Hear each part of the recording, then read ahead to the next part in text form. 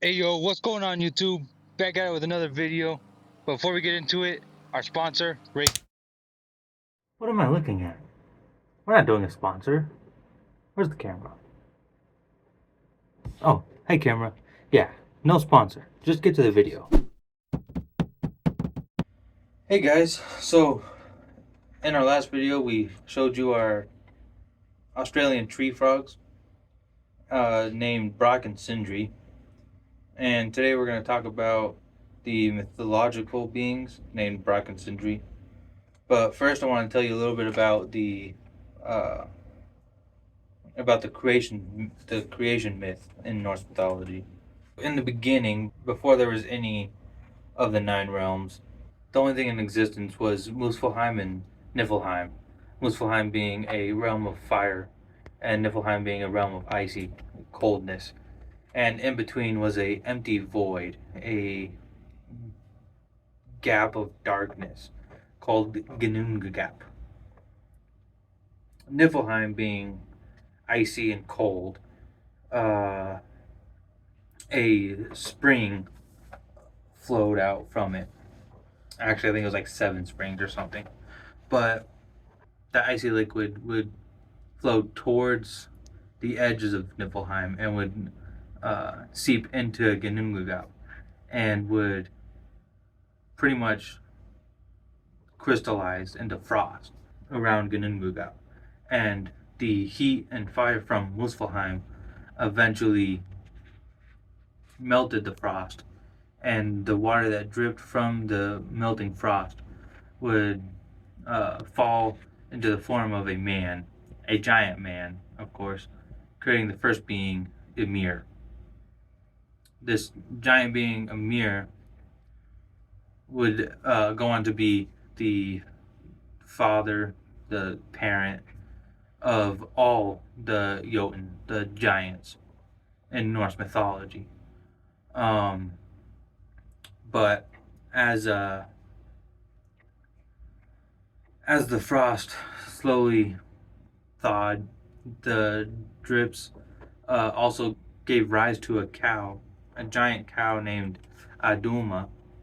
This giant cow would lick the salty frost to get sustenance, and would secrete milk from her teats for flowing rivers of milk, which would sustain Ymir. Ymir would drink the milk of Aduma. Ymir is a very special being. As he slept, um, he secreted sweat from his arms, and from his left and right arm, the sweat created a man and woman, uh, and his left and right leg created another being, another giant. So all the giants came from those three giants that were secreted by Ymir, pretty much.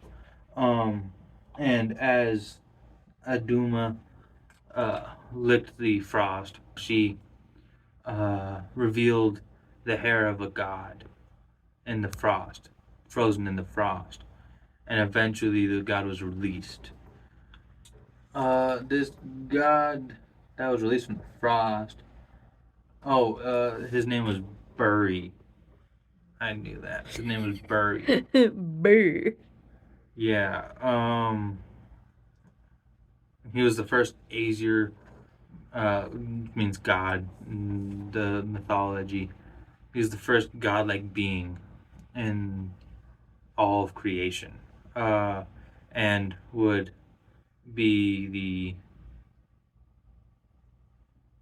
ancestor to all other gods. Um, and I think he mated with a giant and had a son, Bor, and Bor mated with a giant that I do know, named Besla. And Bor and Besla had 3 children, the oldest of which being Odin. And Odin, his 2 siblings, his siblings being Vili and Ve. I don't know if I pronounced those right. I have a editing husband will tell me. The three of them, the three Aesir gods, didn't really like Ymir and slayed Ymir, killed Ymir, and from his body, from his corpse, made the earth, from his blood made the oceans, and from his bones made the mountains. And not too long afterwards, maggots started to take up residence in the corpse of Ymir, and the gods made it be to where these maggots looked like men and acted like men, except they had to live underground. And these would be the dwarves, and they lived in Nidavellir. Okay, just some quick amendments to this origin myth that was just described. First of all, this spring that flows out from Niflheim, this spring was called Velgmir. It may have been in Niflheim. There's some stories of it being in Niflheim, mainly in Prose Edda. It is mentioned twice as being in Niflheim.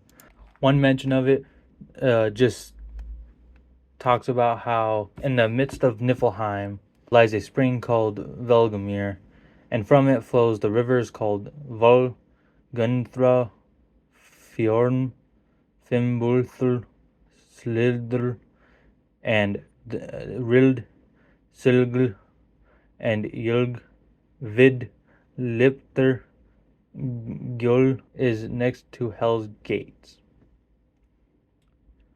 Now, it's quite hard to say exactly where this spring is, especially since it could be a larger thing, like a flowing river that flows from one realm to another, especially since it is mentioned 4 times in Prose Edda, 2 of which it is located in Hell, and 2 of which it is located in Niflheim. And those 2 places are adjacent on Yggdrasil. The next time it is mentioned is when the poem Ylfaginin, on screen now, I don't know if I pronounced that right, is describing Yggdrasil, the world tree, and says that the 3 roots supporting the tree extend very far, all the way to Niflheim, and beneath the roots is the spring, Velgumir, and at the base of the roots is the dragon Nidhogg, which we will talk about soon, actually. But this poem says that not only Nidhogg resides in the spring, but many snakes that cannot be named. But it is also mentioned that the spring is in Hell, or adjacent. The next mention is also from Prose Edda, but is very similar to the one mentioned in Poetic Edda, where the elk Eiktenrir is standing atop Odin's Hall, or Valhalla in Prose Edda, feeding on the branches of Yggdrasil, and his antlers drip great amounts of liquid down into Velgamir, and there are 26 rivers there in Prose Edda, it says. Although in Poetic Edda, it goes on to name 42 rivers. The final mention goes back to the base of Yggdrasil and the dragon Nidhogg and the snakes being in Nastrond, a torture place in Hell, which is adjacent to, again, Niflheim. So those are 5 total mentions between Poetic Edda and Prose Edda of the spring. Next, I want to go back to talking about Ymir. It is quite weird to be talking about the first being that parents all the giants and calling them a man. But Ymir is most often called a he, and is said to be a hermaphrodite that produces asexually. And of course, like we said earlier, there's a male and female giant that came forth from his arms, and then that six-headed giant that came forth from his legs. Next, that Aesir god that was freed from the ice by Adolma. This was, of course, Buri. He is called the producer or progenitor because he is the one who all gods come from. Um, he did, of course, have his son Bor, although it is not known how exactly he did so. Could have been a similar process to how Ymir did, just kind of making Bor out of himself, or it could have been with a giant. No one is sure on that one. And also, when the three children of Bor and Besla killed Ymir, it was not mainly out of hatred towards Ymir. It was mainly due to boredom. The three gods saw an entire universe of nothing and desired more. And they knew the only way to get something into existence was through the death of Ymir. So they killed Ymir, and with his flesh created the earth, with his blood created the sea, with his bones the mountains, and with his hair created the trees and plants, with his skull created the heavens, and with his brain created the clouds. And that's about the extent of the amendment to the previous section. So let's get back to where we were.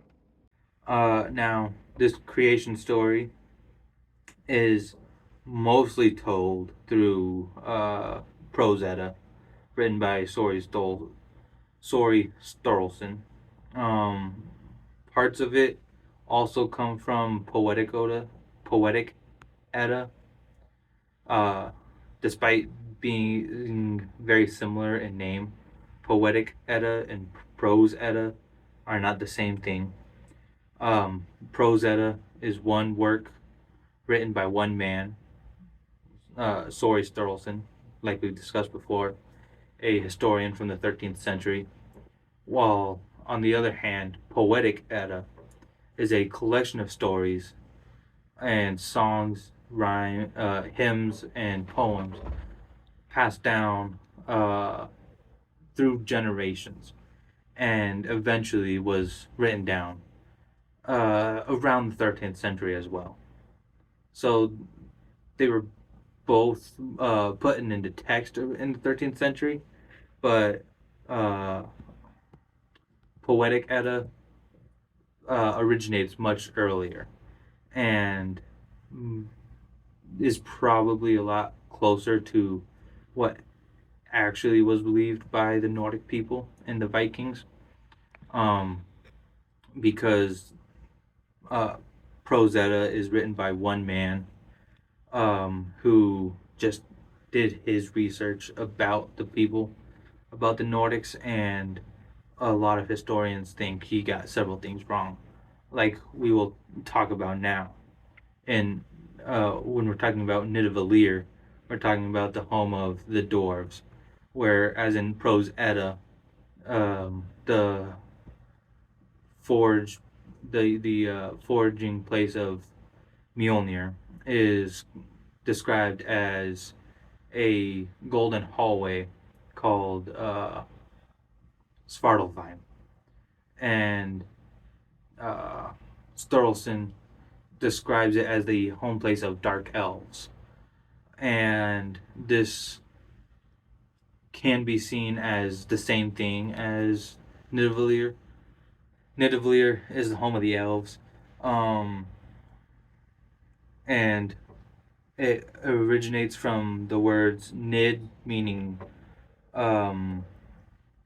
new moon, and Velir, meaning fields, basically meaning fields of the new moon or dark fields. So Sturluson could have misunderstood that and took it into meaning it was the home of dark elves because dwarves lived in caves absent of light, away from the sun. So dwarves and dark elves could very well be the same thing. Anyways, Nidavellir is described as a hall of gold that flows with the bloodline of Sindri. Sindri is in some stories, a famous dwarf, a famous blacksmith that makes masterful items for the gods. In others, Sindri is just another name for dwarves. It's just kind of up for interpretation. But in some stories, Sindri is a specific dwarf that created Mjolnir with his brother Brokk. That's where we got the names for our frogs, Brokk and Sindri. Although in other texts, Sindri's name is Eitri. Name on screen now. Thanks, editing husband. But Brokk and Sindri, or Eitri, were masterful forgers and were well known to be the best out of all the dwarves and all the realms. And they came to make Mjolnir in quite a fun circumstance. We've talked about Loki before. Loki's a trickster god, and one night he shaved Thor's wife's Sif. He shaved her hair. I thought it was cut. No, it is shave. Well, My apologies. he cut her hair. All the way to where she was bald. Yeah. Because he was jealous. Because she was the most beautiful woman. The most beautiful. God. Yeah. She was a Jotun. She was a giant. She was a giant. But she was the most beautiful woman in all the realms. Some said. Some also said that Freya was the most beautiful. So whatever. He was jealous of her beauty, so he cut her hair, and it freaked out Thor when he woke up, and Thor was very angry. So Thor made Loki fix it. In order to fix his mistake, Loki went to the Sons of Ivaldi, a pair of brothers, dwarf brothers, who were skilled blacksmiths, and told them about a contest for the gods, and challenged them to make 3 gifts for the gods, and whoever made the best gifts would win. And he told them that Brokk and Sindri challenged them to this challenge. Match. To this match. Saying that they could easily make better gifts than them. So the Ivaldi brothers decided to take on the challenge, and they made 3 items for the gods. And Loki said one of them must be golden hair for Sif. So the 3 items they made were a boat that folded enough times to fit into a pocket. Yep. For Frey, the fertility god. They made a spear for Odin. A spear called Gungnir. And they made the golden hair for Sif.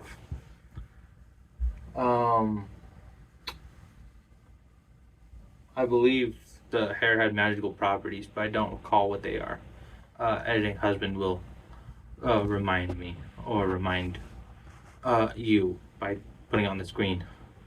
But then Loki went to Brokk and Eitri and told them of the challenge, and said the brother Ivaldis, the sons of Ivaldi, said they can easily beat them. And Brokk and Sindri said, nonsense, we're the best there is, because they were. So they made a golden boar, a giant pig, a giant boar made out of gold that was faster through the air and sea. The only thing faster was Odin's horse. And it took light wherever it went. It banished night. It was basically a portable sun. They made a magical ring for Odin, Dropnir. I bet you saw that on Instagram. I posted it last week. And the ring had magical properties where every ninth night the ring would duplicate itself, creating 8 copies of itself that were equivalent in mass and size, and were all gold, although they didn't have magical properties. And finally, they were to make a hammer for Thor. Loki, when he challenged Brokk and Sindri to this, made a bet, and the what he put on the line for the bet was his own head. So he told the Brokk and Sindri that they could have his head if they won the bet, if they made better weapons, if they made better gifts. And knowing that they were most likely going to do it, he had to do something. So he became a large fly and tried to mess with Brokk. Brokk was the one who worked the bellows, boasting the fire. I think that's what it's called. I don't know. I always called it the huffer. Yeah. He blew the fire to make it go big. And Sindri... Make it stronger, but yeah. Sindri was the one who actually made the items and imbued them with magic. He used magic while forging. While making the boar, the magical boar, Loki attempted to distract Brokk as the fly and bit Brokk. Did not do anything. He never bit Brokk. He only bit Brokk once, at the very, very end. He bit Brokk 3 times. Really? Yep. I thought it was only once. No, he bit Brokk like on the arm or something. I don't recall. Recording husband or editing husband knows. That sounds about right. I put it right there. Yeah, I don't recall. But yeah, while making the boar, Loki was trying to distract Brokk by biting him somewhere, and didn't work. While making Dropnir, he tried to bite him again. It didn't work. So while making Mjolnir, he went extreme and bit Brokk on the eye. And that is what finally distracted him. And the forge got cooler than it needed to be, and the handle of Mjolnir was cut shorter than it had to be. So when Thor wielded Mjolnir, he had to wear bracelets that allowed him to actually wield it. So if you know anything about Thor, he had a magic belt, his magic gauntlets, bracelets, and his hammer. Those were his 3 items that he was known for. But after finishing Mjolnir, quite distraught because the handle was short, they presented the 3 items to the gods, saying that the hammer will always hit its target no matter what, and always go back to whoever threw it. And looking over all 6 gifts from the 4 dwarves, they pronounced Sindri and Brokk the winner. Obviously, because they're the better dwarves. And Brokk demanded Loki's head, of course. And Loki, being the trickster that he is, said, "You can't take my head because I didn't say you could touch my neck. So if you can take my head without touching my neck, then you can have it." And of course, he couldn't. So Loki cut his head. But that's a quick overview of what Brokk and Sindri are known for. Another thing from Rosetta I forgot to mention is the Hall of Sindri is referred to as a hall where souls of heroes will be able to live in peace after Ragnarok. And it's very reminiscent of the idea of heaven in Christianity, as if Sturluson imposed Christianity onto Norse mythology when he wrote Rosetta and imbued Nidavellir with a bit of heavenly aura. Sparkles. Oh. Yeah. Sprinkles.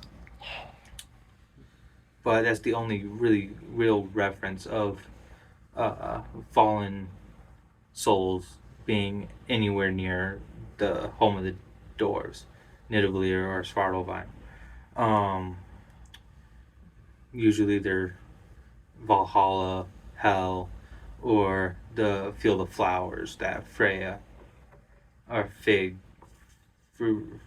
whatever her name is, watches over. Anyways, but yeah, that's Brokk and Sindri for you, Brokk and Eitri. If I messed anything up horribly, tell me in the comments. Be rude about it, be nice about it, engage with the video. Either way, like the video, subscribe to the channel, go look at our Patreon. You can follow it for free, or you can pay to be a member. You get lots of cool stuff there.